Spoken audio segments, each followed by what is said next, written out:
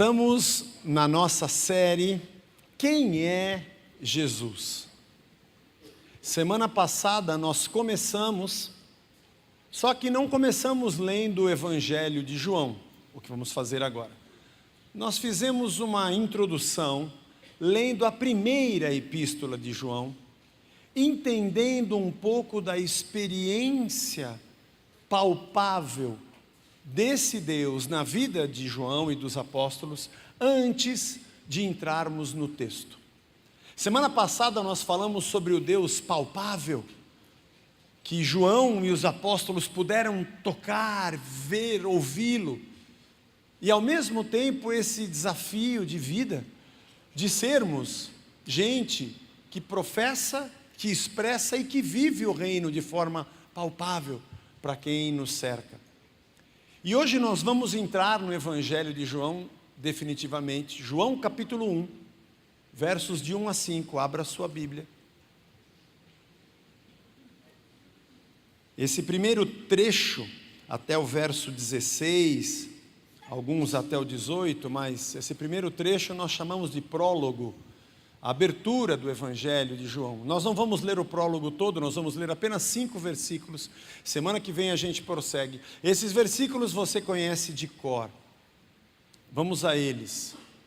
No princípio era o Verbo, e o Verbo estava com Deus, e o Verbo era Deus. Ele estava no princípio com Deus. Todas as coisas foram feitas por Ele, e sem Ele, nada do que foi feito se fez. A vida estava nele, e a vida era a luz dos homens. A luz resplandece nas trevas, e as trevas não prevaleceram contra ela. Senhor, obrigado pela Tua palavra, que o Teu Evangelho nos alimente e nos edifique nesta manhã, em nome do Teu Filho Jesus, amém.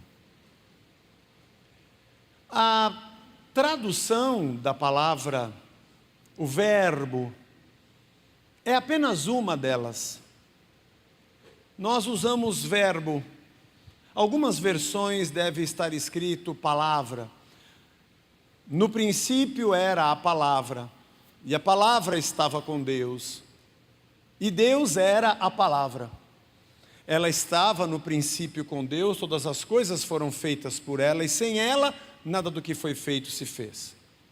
Porque o termo utilizado aqui no original é o termo logos, que significa palavra. Mas você sabe que as palavras elas têm diferentes significados em diferentes campos semânticos. Campos semânticos são os universos de significado. A gente sempre usa, eu sempre uso nas aulas, quando a gente fala a palavra manga. Eu moro numa rua que tem feira. Aliás, a manga fica na nossa frente, amor? Tem manga naquela barraca? Não, né? Na outra. Na outra. Na frente, né? Na frente de casa tem a barraca que tem manga. Quando eu falo manga, se eu chegar na feira e falar, eu quero uma manga, ele sabe que é uma fruta, porque o universo de significado da feira é de fruta, hortaliças, verduras. Agora, se eu estiver dentro de uma indústria têxtil e eu falar a palavra manga, ele vai pensar que é essa extensão da camisa por sobre o braço, o antebraço. A manga é uma outra, apesar da palavra ser a mesma, ela tem um outro significado em outro campo semântico. E aliás, se a minha manga estiver larga, e eu disser isso no Jockey Club, a manga larga não é isso aqui, é uma raça de cavalo. Mas é a mesma palavra, manga. E se por acaso, onde eu transito no meio da música cristã, eu falar manga, vão pensar que é meu amigo que cantou na oficina G3, o manga. É a mesma palavra. Mas se por acaso eu falar, que saudade do manga, num estádio de futebol, vão pensar no goleiro do Internacional, que jogou na seleção, o grande Manga. Ou o Edu Manga, que jogou no Palmeiras também. Ou se eu estiver numa oficina e falar, poxa, sabe aquela manga, a fruta? Não, a manga na oficina mecânica é uma luva, um adereço, uma peça que vai na ponta do eixo do carro. A mesma palavra significa coisas diferentes, em campos semânticos diferentes, em universos de significados diferentes.